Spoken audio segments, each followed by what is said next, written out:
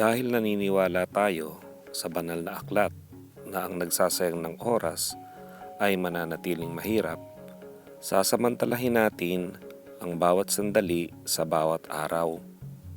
Na kahit na nakikinig lang tayo at wala tayong panahon para manood, sasamantalahin nating pakinggan ang mga istorya ng ibang tao para maging gabay natin kung pareho din ba ang nangyayari sa buhay natin.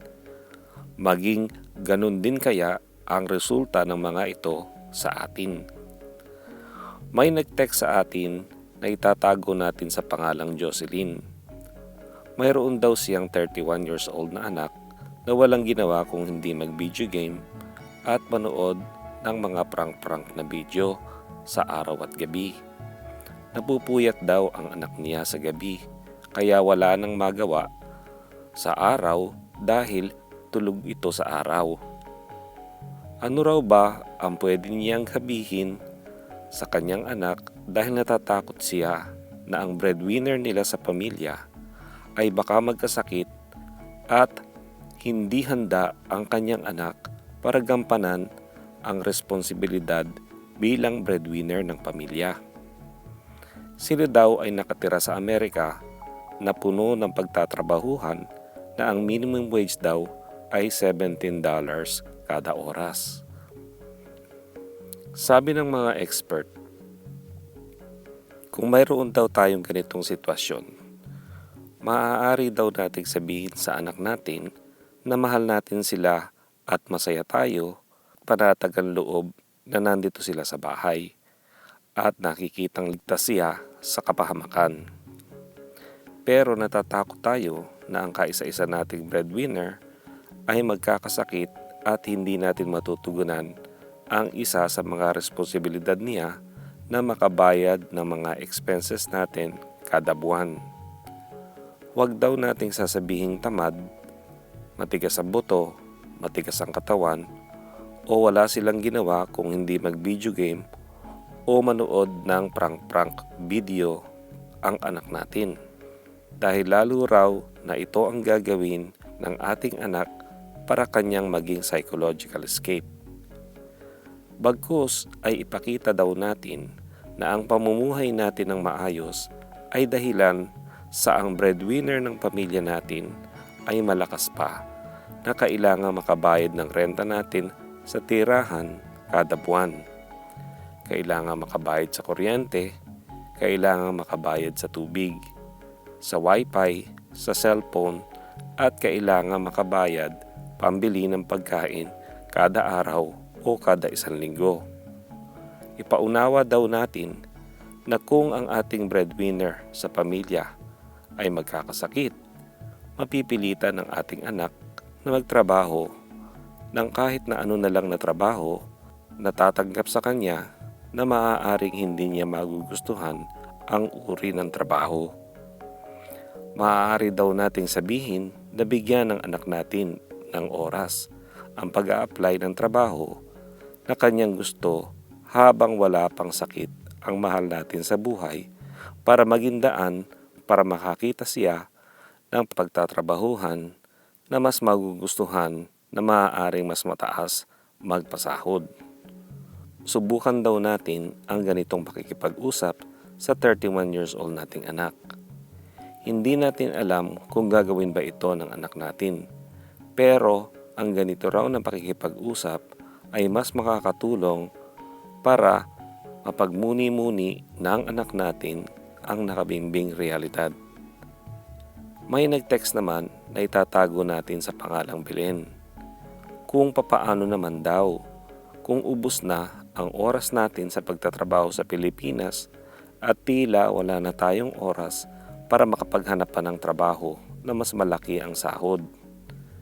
Ayon ulit sa mga expert, kung ubos na raw ang oras natin sa paghahanap buhay at wala nang natitira pang oras sa bawat araw para makapaghanap ng mapagkakakitaang malaki ang sahod, maaari pa rin nating gugulin ang mga mumunting sandali natin sa bawat araw para matutunan ang pinagkakakitaan ng iba. Isang halimbawa raw Sa halip na nauubos ang mumunting oras natin sa pagpapalipas ng oras sa cellphone, makakatulong na content raw ang ating paunti-unting pag-aralan kung kaya rin nating gawin at ialok para pagkakitaan. Sa ngayon ay maraming nagpapakita sa internet kung paano sila kumikita sa kanilang ginagawa. Isa na rito ang pagluluto na ginagawa rin natin araw-araw. Malaya raw tayong subukan natin kung masarap nga ba na pwede pa natin ito pagkakitaan. Ano man daw ang ginagawa natin na ginagawa rin ng iba na pinagkakakitaan, ay alamin natin kung papaano ito ginagawa sa tamang paraan para ganun din ang epekto sa atin. May mga programa rin ang gobyerno na libre gaya ng online courses na ino-offer ng TESDA. Pwede raw nating pagsimulan ito kahit paunti-unting panahon lamang.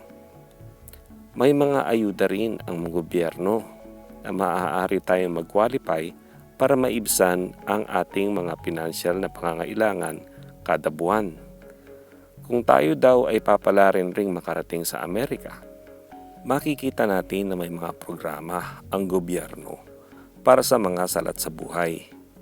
Gaya ng kung kailangan ng mga salat sa buhay ng pambayad sa pagpapatingin sa doktor, may ayuda o programa dyan. Kailangan ng pambili ng gamot, may ayuda o programa dyan. Kailangan ng pambili ng pagkain, may programa dyan. Kailangan ng tirahan ng kapusabuhay, may ayuda o programa dyan. Wala nga tayo sa Amerika, pero matutulungan raw natin ang sarili natin at mga mahal natin sa buhay kung sasamantalahin natin kahit na mumunting sandali sa bawat araw na alamin at pag-aralan papaano ba ginawa ng mga nauna na umangat sa buhay. Hindi raw natin ito malalaman kung hindi natin susubukan. Natikman na raw natin na ubusin ang oras natin sa hindi naman nakakatulong sa atin. Nakikita rin daw naman natin kung ano ang nangyayari sa mga nauna sa atin. Tandaan daw natin ang mga nakakatulong at huwag na nating gawin pa o isama pa sa buhay ang mga hindi nakakatulong dahil hihilahin lang daw tayo nito sa hukay ng kahirapan na napakatagal ahunin. Kung minsan nga ay inaabot pa ito ng ilang taon. May nag-text naman na itatago natin sa pangalang Erwan na nakikita naman daw natin ang nangyayari sa buhay ng mga nauna sa atin. Kaya ang ginaya lang niya ay ang ginawa ng mga idol niya na umangat sa buhay. Pinuno daw niya ang oras niya sa bawat araw ng mga ginawa ng nauna at sa awa naman daw ng nasa itaas ay sinuwerte din siyang natupad ang pangarap niya. Nag-aral din daw siya ng 20 minutes, nag-break siya ng 10 minutes at paulit-ulit lang daw ang cycle na ganito hanggang matapos niya ang inaaral niya, ay nakatulong daw itong maipasa niya ang mga exams at certifications na hingi-hingi ng recruitment agency. May mga nakikita raw siya na hanggang ngayon na mga hindi nakakatulong sa tao na nagbabalat kayong nakakawala ng problema. Pero ang idinudulot lamang daw nito ay paghihirap sa mga kabataang tulad niya noon. Natauhan daw siya nang makita niyang nakalipasan na ng panahon ang mga nauna sa kanya.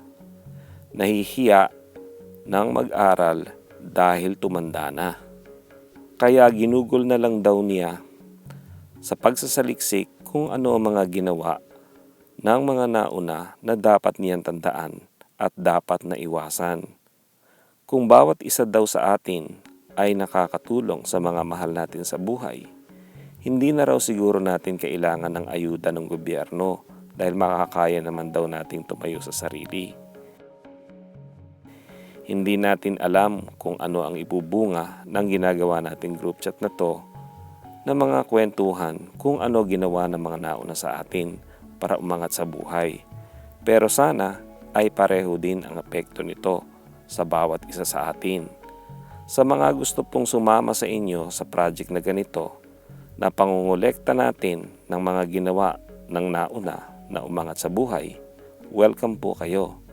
Nag-aasam lang po tayo na baka kung ganito naman ang ipunin natin ay mayroon namang mangyari sa buhay natin.